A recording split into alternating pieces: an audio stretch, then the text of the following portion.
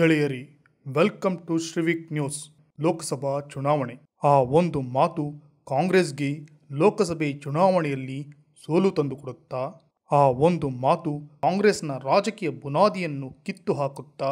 ಆ ಒಂದು ಮಾತು INDIA ಮೈತ್ರಿಕೂಟವನ್ನು ಮುರಿದು ಹಾಕುತ್ತಾ? ಮಮತಾ ಬ್ಯಾನರ್ಜಿ ಬಿಜೆಪಿಗೆ 400 ಸೀಟು, ಕಾಂಗ್ರೆಸ್ಗೆ 40 ಸೀಟು ಅಂದಿದ್ದೇಕೆ? ಅರವಿಂದ್ ಕೇಜ್ರಿವಾಲ್ ತಮ್ಮ ಬೆಂಬಲವನ್ನು ಮೌನದಿಂದ ಮುರಿಯುತ್ತಿರೋದ್ಯಾಕೆ? ಪಂಜಾಬ್ CM ಭಗವಂತ್ ಮಾನ್ INDIA ಪಕ್ಷದ ಬದಲು ತಮ್ಮ ಪಕ್ಷ ಗೆದ್ದರೆ ಸಾಕು ಅಂತ ಏಕೆ ಅಂದುಕೊಳ್ಳುತ್ತಿದ್ದಾರೆ? ಈ ಅಯೋಧ್ಯ ರಾಮ ಮಂದಿರ ಏನು ಮಾಡಬಹುದು ಅಂದುಕೊಂಡ ಕಾಂಗ್ರೆಸ್ಸರಿಗೆ ರಾಮ ಮಂದಿರ ಚುನಾವಣೆಯ ಚಕ್ರವ್ಯೂಹವನ್ನು ಭೇದಿಸದ ರಾಮ ಬಾಣವಾಯಿತಾ?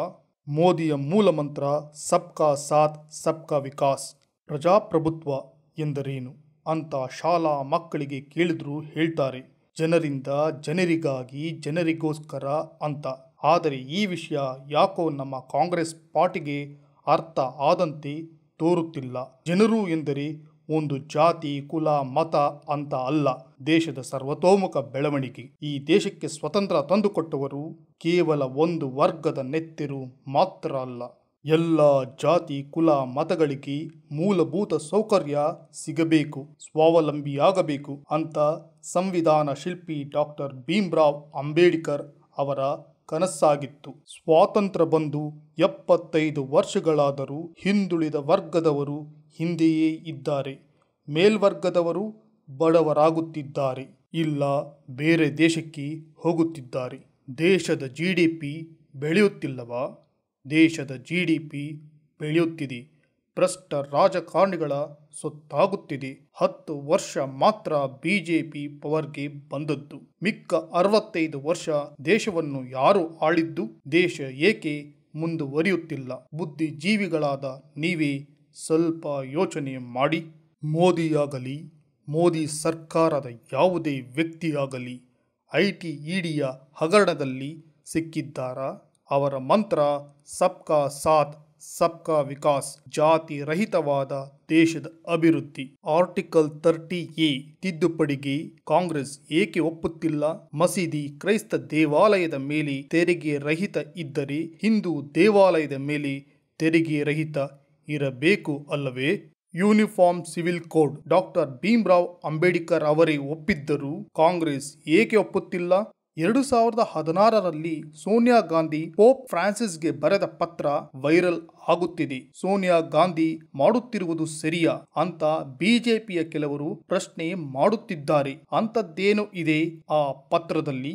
ಸೋನಿಯಾ ಗಾಂಧಿ ಹೇಳುವ ಮಾತು, ನನ್ನ ಆರೋಗ್ಯ ಚೆನ್ನಾಗಿ ಇದ್ದು ಬಿಟ್ಟಿದ್ರೆ ಈ ಪವಿತ್ರ ಸಮಾರಂಭಕ್ಕೆ ಸಾಕ್ಷಿ ಆಗುವುದಕ್ಕೆ ಅಪರಿಮಿತ ಕರುಣೆ ಹಾಗೂ ಅನುಗ್ರಹದ ಮೂರ್ತಿ ರೂಪವಾಗಿದ್ದ ಆ ಮಹಿಳೆಗೆ ನನ್ನ ವಿನಮ್ರ ನಮನಗಳನ್ನ ಸಲ್ಲಿಸುವುದಕ್ಕೆ ನಾನು ಕೂಡ ಅಲ್ಲಿಗೆ ಬರ್ತಿದ್ದೆ. ನಮ್ಮ ಸುಮಾರು 20 ಮಿಲಿಯನ್ ಕ್ಯಾಥೋಲಿಕ್ಕರು ಸೇರಿದಂತೆ ಭಾರತ ದೇಶದ ಪ್ರತಿಯೊಬ್ಬ ಪ್ರಜೆ ಕೂಡ ನಿಮ್ಮ ಪವಿತ್ರತೆ ಅಂದರೆ ಪೋಪ್ ಫ್ರಾನ್ಸಿಸ್ ಅವರ ಪವಿತ್ರತೆ ಹಾಗೂ ಮದರ್ ತೆರಿಸಾ ಅವರ ಆಳವಾದ ಉದಾರ್ತತೆ, ಉದ್ದೇಶ ಶುದ್ಧತೆ, ಮನುಷ್ಯನ ಸೇವೆಯ ಮೂಲಕ ಆಕೆಯು ಮಾಡಿದ ದೇವರ ಸೇವೆಯನ್ನು ಗುರುತಿಸುವ ನಿಮ್ಮ ದೊಡ್ಡತನದ ಬಗ್ಗೆ ನಾನು ಅಪಾರ ಹೆಮ್ಮೆ ಸಂತೋಷ ಪಡುತ್ತೇನೆ. ನಾನು ಬರೋಕೆ ಸಾಧ್ಯವಾಗದ ಕಾರಣ ನಮ್ಮ ಪಕ್ಷದ ಇಬ್ಬರು, ಮಾರ್ಗರೆಟ್ ಆಳ್ವಾ ಹಾಗೂ ಲೂಯಿಜಿನೋ ಫೆಲೆರಿಯೋ ರನ್ನ ನಮ್ಮ ಪಕ್ಷದ ಪರವಾಗಿ ಆ ಕಾರ್ಯಕ್ರಮಕ್ಕೆ ಕಳಿಸಿಕೊಡುತ್ತೇನೆ ಅಂದರು. ಬಿಜೆಪಿ ಪಕ್ಷದವರು ಮದರ್ ತೆರಿಸಾ ಮೇಲೆ ಅಪಾರ ಗೌರವವನ್ನು ಹೊಂದಿರುವ ಜೊತೆಗೆ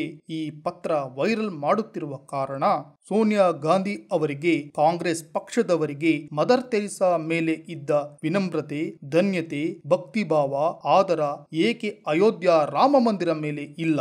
ನಾವು ರಾಮನ ಭಕ್ತರು, ನಾವು ಹಿಂದೂಗಳು, ಬಿಜೆಪಿ ನಮಗೆ ಆಹ್ವಾನ ಮಾಡುತ್ತಿಲ್ಲ ಅಂತ ಆರೋಪ ಮಾಡಿದ ಕಾಂಗ್ರೆಸ್ ತಮಗೆ ಆಹ್ವಾನ ಮಾಡಿದರೂ ಏಕೆ ಹೋಗಲಿಲ್ಲ? ಅಂದರೆ ಸೋನಿಯಾ ಗಾಂಧಿ, ಮಲ್ಲಿಕಾರ್ಜುನ ಖರ್ಗೆ, ಅಧೀರ್ ರಂಜನ್ ಚೌಧರಿ ಏಕೆ ಹೋಗಲಿಲ್ಲ? ಅವರು ನೇರವಾಗಿ ಆ ಕಾರ್ಯಕ್ರಮಕ್ಕೆ ಬರೋದಿಲ್ಲ ಅಂತ ಏಕೆ ಹೇಳಿದರು? ಇದು ಹಿಂದೂಗಳ ಮೇಲೆ ಅವರಿಗೆ ಇರೋ ನಿರ್ಲಕ್ಷ್ಯ ತೋರುವುದಿಲ್ಲವಾ? ಇದು ಹಿಂದೂಗಳ ವಿರೋಧ ತತ್ವವನ್ನು ಎತ್ತಿ ತೋರುವುದಿಲ್ಲವಾ? ಇದು ಒಂದು ಕಡೆಯಾದರೆ INDIA ಚಿಂತಾಜನಕವಾಗಿದೆ. INDIA ಕೂಟದಿಂದ ಯಾವುದಾದರೂ ಪ್ರಯೋಜನ ಇದೆಯಾ ಅನ್ನೋ ಮಟ್ಟಿಗೆ ಛಿದ್ರವಾಗಲು ಕಾರಣ ಏನು? ಪ್ರಧಾನ ಮೈತ್ರಿಕೂಟ ಪಕ್ಷದ ನಾಯಕರಾದ ಮಮತಾ ಬ್ಯಾನರ್ಜಿ, ಭಗವಂತ್ ಮಾನ್, ನಿತೀಶ್ ಕುಮಾರ್, ಅಖಿಲೇಶ್ ಯಾದವ್ ಅವರ ನಿಲುವೇನು? ಮೈತ್ರಿಕೂಟದಿಂದ ಯಾಕೆ ದೂರ ಸರಿಯುತ್ತಿದ್ದಾರೆ? ಅವರು ನಿಜವಾಗಿಯೂ ಮೈತ್ರಿಕೂಟವನ್ನು ಮಾಡಿಕೊಂಡಿದ್ರಾ ಎಂಬ ಪ್ರಶ್ನೆ ತೋರುತ್ತಿದೆ. ಪಶ್ಚಿಮ ಬಂಗಾಳದ ಮುಖ್ಯಮಂತ್ರಿ ಮಮತಾ ಬ್ಯಾನರ್ಜಿ ಅತ್ಯಂತ ಚಾಣಾಕ್ಷ ರಾಜಕಾರಣಿ. ಅವರನ್ನು ಅಷ್ಟು ಸುಲಭವಾಗಿ ಅರ್ಥ ಮಾಡಿಕೊಳ್ಳಲು ಸಾಧ್ಯ ಇಲ್ಲ. INDIA ಕೂಟದ ಬಗ್ಗೆ ಪ್ರಾರಂಭದಲ್ಲಿ ತೀರ ಉತ್ಸಾಹ ತೋರಿದ ಅವರು ಈಗ ಪಶ್ಚಿಮ ಬಂಗಾಳದಲ್ಲಿ ಏಕಾಂಗಿಯಾಗಿ ಸ್ಪರ್ಧಿಸುತ್ತೇನೆ ಅನ್ನುತ್ತಿರುವುದು ಯಾಕೆ? ಹಿಂದೆ 2019ರಲ್ಲಿ TMC ಗೆದ್ದಿರುವುದು 22 ಕ್ಷೇತ್ರಗಳು. ಆದರೂ ಬಿಜೆಪಿ ಗೆದ್ದದ್ದು 18 ಕ್ಷೇತ್ರಗಳು. ಈ ಬಾರಿ ಟೈಟ್ ಫೈಟ್ ಆಗುವುದಿಲ್ಲವಾ? INDIA ಕೂಟ ಸಹಾಯವಾಗುವುದಿಲ್ಲವಾ? ಹೀಗಿದ್ದರೂ 42 ಕ್ಷೇತ್ರಗಳಲ್ಲಿಯೂ TMC ಅಭ್ಯರ್ಥಿಗಳನ್ನೇ ಕಣಕ್ಕೆ ಇಳಿಸುವುದಾಗಿ ಮಮತಾ ಬ್ಯಾನರ್ಜಿ ಏಕೆ ಹೇಳುತ್ತಿದ್ದಾರೆ? ಅಸಲು ಕಾಂಗ್ರೆಸ್ ಬೇಡಿಕೆ ಏನು? ಕಾಂಗ್ರೆಸ್ 10ರಿಂದ 12 ಕ್ಷೇತ್ರದ ಬೇಡಿಕೆ ಇಟ್ಟಿದ್ದಾರೆ. ಜೊತೆಯಲ್ಲಿ 4 ಕ್ಷೇತ್ರಗಳಿಗೆ CPMಗೆ ಕೊಡಬೇಕು ಅಂತ ಕೇಳುತ್ತಿದ್ದಾರೆ. ಇದಕ್ಕೆ ಮಮತಾ ಬ್ಯಾನರ್ಜಿ ಉತ್ತರ, ಕಾಂಗ್ರೆಸ್ಗೆ 10ರಿಂದ 12 ಕ್ಷೇತ್ರಗಳನ್ನು ಬಿಟ್ಟುಕೊಡುವುದಕ್ಕೆ ಸಾಧ್ಯ ಇಲ್ಲ. ಏಕೆಂದರೆ ಕಾಂಗ್ರೆಸ್ ಈಗಾಗಲೇ ಗೆದ್ದಿರೋದು 2 ಕ್ಷೇತ್ರಗಳು ಮಾತ್ರ. ಅವರಿಗೆ ಅಷ್ಟೊಂದು ಬಲ ಇಲ್ಲ. ಹೆಚ್ಚಿನ ಕ್ಷೇತ್ರಗಳು ಕೊಟ್ರೆ ಡ್ಯಾಮೇಜ್ ಆಗತ್ತೆ, ಬಿಜೆಪಿಗೆ ಲಾಭ ಆಗುತ್ತೆ. ಹಾಗಾದರೆ CPM ಪಾತ್ರ ಏನು? ಇಲ್ಲೇ ನೋಡಿ ಮಮತಾ ಬ್ಯಾನರ್ಜಿಯ ರಾಜಕೀಯ ಚಾಣಾಕ್ಷ ನೈಪುಣ್ಯತೆ ಇರೋದು. ಈ ಲೋಕಸಭಾ ಚುನಾವಣೆ ಬರುತ್ತೆ ಹೋಗುತ್ತೆ, ವಿಧಾನಸಭೆ ಚುನಾವಣೆಯ ಪಾಡೇನು? ಮಮತಾ ಬ್ಯಾನರ್ಜಿ ಮುಖ್ಯಮಂತ್ರಿ ಆಗಿರೋದು CPM ವಿರುದ್ಧವಾಗಿ ರಾಜಕೀಯ ಮಾಡಿ ಅವರನ್ನೇ ತಮ್ಮ ಪಾರ್ಟ್ನರ್ ಆಗಿ ಮಾಡಿಕೊಂಡ್ರೆ ಮುಂದೆ ಯಾರ ಜೊತೆ ರಾಜಕೀಯ ಮಾಡ್ತಾರೆ? ಪಶ್ಚಿಮ ಬಂಗಾಳದಲ್ಲಿ ಅತಿ ಹೆಚ್ಚು ವೋಟ್ ಬ್ಯಾಂಕ್ ಮುಸ್ಲಿಮರದು. ಈಗ ಕಂಪ್ಲೀಟ್ ಮುಸ್ಲಿಂ ವೋಟ್ ಮಮತಾ ಬ್ಯಾನರ್ಜಿಗೆ ಸಿಗುತ್ತಿದೆ. ಈ INDIA ಮೈತ್ರಿಕೂಟದಿಂದ ತನ್ನ ವಿರುದ್ಧ ಪಕ್ಷವನ್ನು ತಾನೇ ನೀರಾಕಿ ಬೆಳೆಸಿದಂತಾಗುವುದಿಲ್ಲವಾ? ಮತದಾರ ಶಿಫ್ಟ್ ಆಗಿಬಿಟ್ರೆ ಇದೇ ತಾನೇ ಕರ್ನಾಟಕದಲ್ಲಿ, ತೆಲಂಗಾಣದಲ್ಲಿ ಆಗಿರೋದು. ಮುಂದೆ ಬರುವ ವಿಧಾನಸಭೆಯ ಚುನಾವಣೆಯನ್ನು ಆಲೋಚಿಸಿ ಮಮತಾ ಬ್ಯಾನರ್ಜಿ INDIA ಕೂಟದಿಂದ ಹಿಂದೆ ಸರಿದಿದ್ದಾರೆ.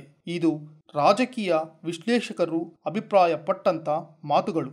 ಗೆಳೆಯರೇ, ಹಾಗಾದರೆ ಇಲ್ಲಿ ನಿಮಗೊಂದು ಪ್ರಶ್ನೆ ಬರಬಹುದು. INDIA ಮೈತ್ರಿಕೂಟ ಆದಾಗ ಮಮತಾ ಬ್ಯಾನರ್ಜಿ ಏಕೆ ತೀರ ಆಸಕ್ತಿ ತೋರುತ್ತಿದ್ದರು? ಅಲ್ಲೇ ಮಮತಾ ಬ್ಯಾನರ್ಜಿಯ ರಾಜಕೀಯ ನೈಪುಣ್ಯತೆ, ಚಾಣಾಕ್ಷತನ ಇರೋದು. ಮೊದಲೇ ಅವರು INDIA ಕೂಟವನ್ನು ನಿರಾಕರಿಸಿದ್ದರೆ ಕಾಂಗ್ರೆಸ್ TMC ಪಕ್ಷವನ್ನು ಬಿಜೆಪಿಯ ಬಿ ಪಾರ್ಟಿ ಅಂತ ಚಿತ್ರಿಸಬಹುದಾಗಿತ್ತು. ಈ ಮಾತುಗಳಿಂದ ಪಾರಾಗಲು, ಮುಸ್ಲಿಂ ಮತದಾರರ ಚಿತ್ತ ಚಂಚಲವಾಗದಂತೆ, ಮತವನ್ನು ಪೋಲಾಗದಂತೆ ಭದ್ರಪಡಿಸಿಕೊಳ್ಳಲು ಮಮತಾ ಬ್ಯಾನರ್ಜಿ ರಾಜಕೀಯ ತಂತ್ರಗಾರಿಕೆ. ಜೊತೆಗೆ ಮಲ್ಲಿಕಾರ್ಜುನ ಖರ್ಗೆ ಅವರನ್ನು ಪ್ರಧಾನ ಅಭ್ಯರ್ಥಿ ಅಂತ ಯಾವ ಸಭೆಯನ್ನು ನಡೆಸದೆ ಹೇಗೆ ಹೇಳುತ್ತಿದ್ದರು? ಇದರ ಅಂತರಾತ್ಮ ಏನು? ನೀವೇ ಯೋಚಿಸಿ. ಇನ್ನು ಪಂಜಾಬ್ನ ನೋಡಿದ್ರೆ ಪಂಜಾಬ್ನ 13 ಕ್ಷೇತ್ರದಲ್ಲಿಯೂ ಕೂಡ ಆಮ್ ಆದ್ಮಿ ಅಭ್ಯರ್ಥಿಯನ್ನು ಕಣಕ್ಕೆ ಇಳಿಸುತ್ತೀವಿ, ಇಲ್ಲಿ ಯಾವುದೇ ಮೈತ್ರಿಕೂಟ ಇಲ್ಲ ಅಂತ ಪಂಜಾಬ್ ಮುಖ್ಯಮಂತ್ರಿ ಭಗವಂತ್ ಮಾನ್ ಘೋಷಣೆ ಮಾಡಿದ್ದಾರೆ. ಈ ಹಿಂದೆ ಪಂಜಾಬ್ನಲ್ಲಿ ಕಾಂಗ್ರೆಸ್ ಪ್ರಿನ್ಸಿಪಲ್ ಆಪೋಸಿಷನ್ ಪಾರ್ಟಿ ಅಧಿಕಾರದಲ್ಲಿ ಇದ್ದವರು. ಅವರ ವಿರುದ್ಧ ರಾಜಕಾರಣ ಮಾಡಿಕೊಂಡೇ ಆಮ್ ಆದ್ಮಿ ಅಧಿಕಾರಕ್ಕೆ ಬಂದಿರೋದು. ಈಗ ಮೈತ್ರಿಯಾಗಿ ಚುನಾವಣೆಯನ್ನು ಎದುರಿಸುತ್ತೇವೆ ಅಂದ್ರೆ ಯಾರ ವಿರುದ್ಧ ಚುನಾವಣೆಯನ್ನು ಎದುರಿಸಬೇಕು ಅಂತ.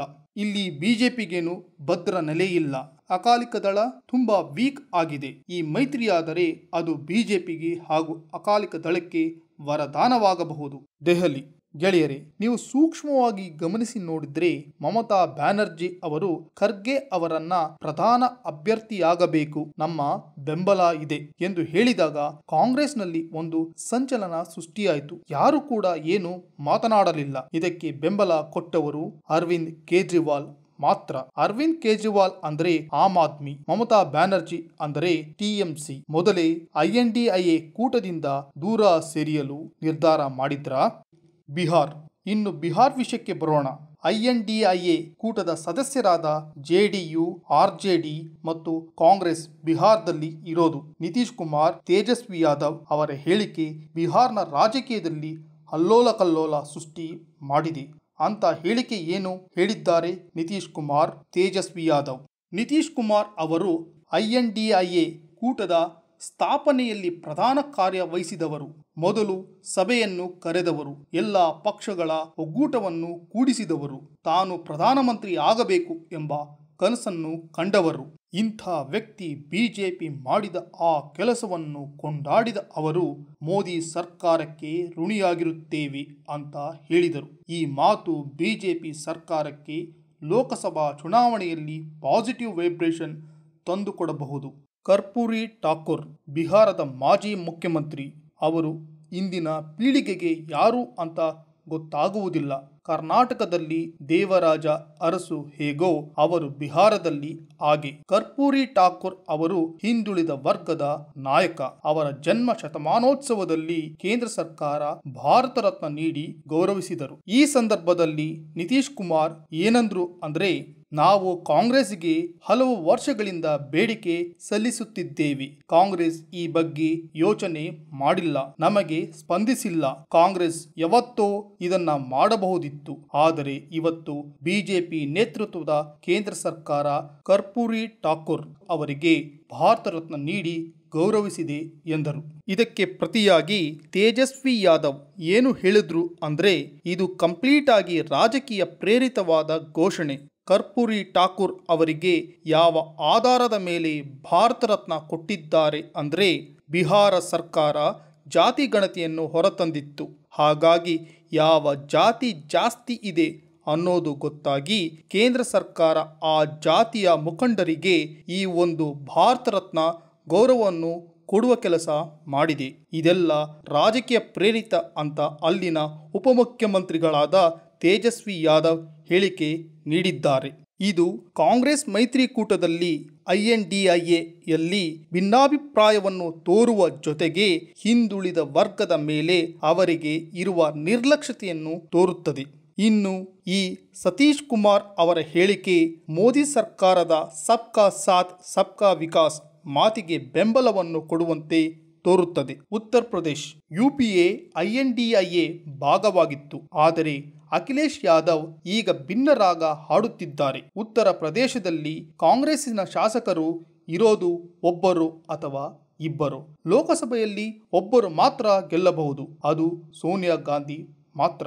ಇಂಥ ಪಕ್ಷವನ್ನು ಜೊತೆಗೆ ಕರೆದುಕೊಂಡು ಹೋಗುವ ಅನಿವಾರ್ಯತೆ ಇಲ್ಲ ಅಖಿಲೇಶ್ ಯಾದವರಿಗೆ. ಬಹುಜನ ಸಮಾಜ ಪಾರ್ಟಿ ಏಕಾಂಗಿಯಾಗಿ ಸ್ಪರ್ಧಿಸುತ್ತಿದೆ. ಹೀಗಾಗಿ ಅಖಿಲೇಶ್ ಯಾದವರಿಗೆ ಈ ಮೈತ್ರಿಕೂಟ ಇನ್ನು ಯಾಕೆ ಬೇಕು? ಇನ್ನು ಮೈತ್ರಿಕೂಟ ಎಲ್ಲಿ ಗಟ್ಟಿಯಾಗಿ ಇದೆ? ಇನ್ನು ಮೈತ್ರಿಕೂಟ ಗಟ್ಟಿಯಾಗಿ ಇರೋದು ಮಹಾರಾಷ್ಟ್ರ, ತಮಿಳುನಾಡು, ಕರ್ನಾಟಕದಲ್ಲಿ. ಮಹಾರಾಷ್ಟ್ರದಲ್ಲಿ ಶಿವಸೇನೆಗೆ ಇದು ಅನಿವಾರ್ಯತೆ, ಕಾಂಗ್ರೆಸ್ ಜೊತೆ ಇರುವಂಥದ್ದು. ಏಕೆಂದರೆ ತನ್ನದೇ ಪಕ್ಷ ಒಡೆದು ಹೋಗಿದೆ. ಬಿಜೆಪಿ ಪ್ರಬಲವಾದ ಸ್ಪರ್ಧಿ. ತಮಿಳುನಾಡಿನಲ್ಲಿ DMK ಕಾಂಗ್ರೆಸ್ ನಡುವೆ ದಶಕಗಳ ಹೊಂದಾಣಿಕೆ ಇದೆ. ಇನ್ನು ನಮ್ಮ ಕರ್ನಾಟಕದಲ್ಲಿ ಕಾಂಗ್ರೆಸ್ ಪ್ರಬಲವಾಗಿ ಇದ್ದರೂ ಬಿಜೆಪಿ ಕಲ್ಯಾಣ ಕಾರ್ಯಕ್ರಮಗಳಿಂದ ತತ್ತರಿಸಿ ಹೋಗಿದೆ. ಮೋದಿಯ ಅಲೆಗಳು ಕಾಂಗ್ರೆಸ್ನ ಮೇಲೆ ಸುನಾಮಿಯಂತೆ ಅಪ್ಪಳಿಸುತ್ತಿದೆ ಅಂತ ರಾಜಕೀಯ ವಿಶ್ಲೇಷಕರು ಹೇಳುತ್ತಿದ್ದಾರೆ. ಹಾಗಾದರೆ ಕಾಂಗ್ರೆಸ್ಸಿನ ಈ 5 ಗ್ಯಾರಂಟಿ ಕೆಲಸ ಮಾಡುತ್ತಿಲ್ಲವಾ? ಮೋದಿ ಸರ್ಕಾರವು ಮೋದಿ ಗ್ಯಾರಂಟಿ ಅಂತ ಹೇಳುತ್ತಿಲ್ಲವಾ?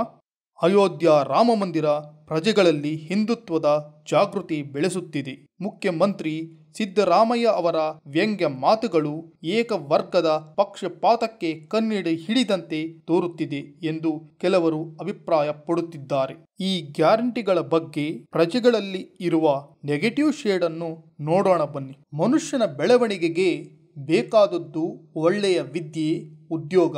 ಮಿಕ್ಕೆಲ್ಲ ತನಗೆ ತಾನೇ ಸಂಪಾದಿಸಿಕೊಳ್ಳುತ್ತಾನೆ. ಇನ್ನು ಕಾಂಗ್ರೆಸ್ಸಿನ ಈ 5 ಗ್ಯಾರಂಟಿ ಏಕೆ ಬೇಕು? ಶಕ್ತಿ ಯೋಜನೆ. ಶಕ್ತಿ ಯೋಜನೆಯಡಿ ರಾಜ್ಯದ ಬಸ್ಸುಗಳಲ್ಲಿ ಕರ್ನಾಟಕದಾದ್ಯಂತ ಮಹಿಳೆಯರು ಉಚಿತ ಪ್ರಯಾಣ. ಇದರಿಂದ ಯಾವುದಾದರೂ ಪ್ರಯೋಜನ ಇದೆಯಾ?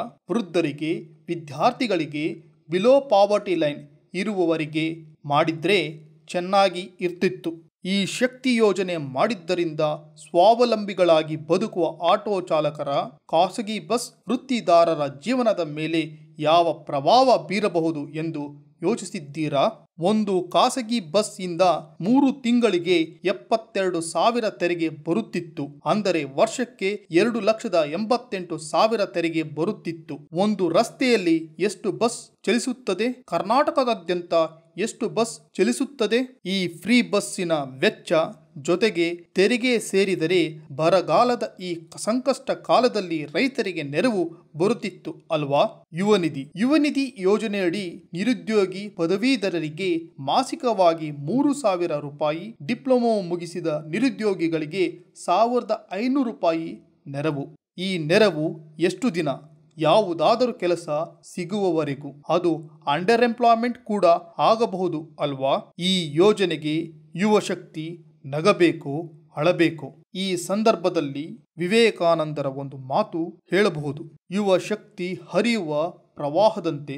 ಆ ಶಕ್ತಿಯನ್ನು ಸರಿಯಾಗಿ ಉಪಯೋಗಿಸಿಕೊಂಡರೆ ಅದ್ಭುತವನ್ನು ಮಾಡಬಹುದು. ಇಂಥವರಿಗೆ ಅವರ ಸಾಮರ್ಥ್ಯಕ್ಕೆ ಅನುಗುಣವಾಗಿ ಉದ್ಯೋಗ ಸೃಷ್ಟಿಯಾಗಬೇಕು. ಈ ಯೋಜನೆ ಕೇವಲ ಹೊಳೆಯಲ್ಲಿ ಹುಣಸೆ ಹಣ್ಣು ತೊಳೆದಂತೆ ಅಂತ ಕೆಲವರ ಅಭಿಪ್ರಾಯ. ಅನ್ನಭಾಗ್ಯ ಯೋಜನೆಯಡಿ BPL ಕುಟುಂಬದ ಪ್ರತಿಯೊಬ್ಬರಿಗೂ 10 kg ಉಚಿತ ಅಕ್ಕಿ ನಮ್ಮ ಹೆಮ್ಮೆಯ ಯೋಜನೆ ಅಂತ ಕಾಂಗ್ರೆಸ್ ಹೇಳಿಕೊಳ್ಳುತ್ತಿದೆ. ಅನ್ನಭಾಗ್ಯ ಬಡವರ ಹೊಟ್ಟೆ ತುಂಬಿಸುವ ಯೋಜನೆ. ಆದರೆ ಅಷ್ಟೊಂದು ಪ್ರಮಾಣದ ಅಕ್ಕಿ ಸಿಗುತ್ತಿದೆಯಾ? ಅದರಲ್ಲಿ ಕೇಂದ್ರದ ಪಾಲೆಷ್ಟು, ರಾಜ್ಯದ ಪಾಲೆಷ್ಟು? ನಿಜವಾಗಿ ನೋಡಿದರೆ ರಾಜ್ಯದ ಪಾಲು ಶೂನ್ಯ.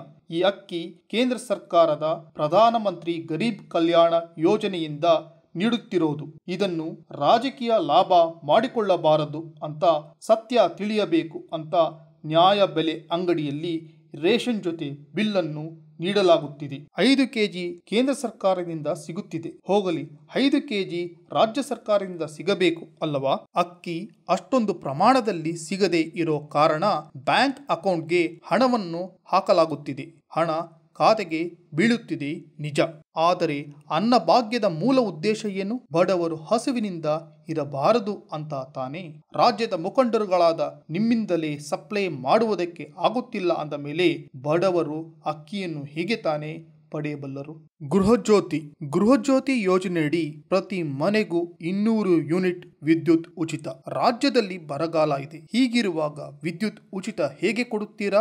ಬೇರೆ ರಾಜ್ಯದಿಂದ ಖರೀದಿ ಮಾಡುತ್ತೀರಾ ಅಥವಾ ಸೋಲಾರ್ ವಿದ್ಯುತ್ ನೀಡುತ್ತೀರಾ? ಇದರ ವೆಚ್ಚ ಯಾರ ತಲೆ ಮೇಲೆ ಹಾಕುತ್ತೀರಾ? ಗೃಹಲಕ್ಷ್ಮಿ ಯೋಜನೆಯಿಂದ ಪ್ರತಿ ಗೃಹಿಣಿಗೆ 2,000 ರೂಪಾಯಿ ಸಹಾಯಧನ. ಗೃಹಲಕ್ಷ್ಮಿ ಯೋಜನೆಯಿಂದ ದೇಶದ ಅಭಿವೃದ್ಧಿಯಾಗುತ್ತಿದೆ, ಪ್ರವಾಸೋದ್ಯಮ ಬೆಳೆಯುತ್ತಿದೆ, ಧರ್ಮಸ್ಥಳದ ಹುಂಡಿ ತುಂಬುತ್ತಿದೆ. ಹಾಗಾದರೆ ಅಯೋಧ್ಯ ರಾಮ ಮಂದಿರದಿಂದ ಪ್ರವಾಸೋದ್ಯಮ ಎಷ್ಟು ಬೆಳೆಯುತ್ತದೆ? ಒಮ್ಮೆ ನೀವೇ ಯೋಚಿಸಿ. ಗೆಳೆಯರೇ, ಮುಂದಿನ ಸಂಚಿಕೆಯಲ್ಲಿ ಇನ್ನೊಂದು ವಿಷಯದೊಂದಿಗೆ ಭೇಟಿಯಾಗೋಣ.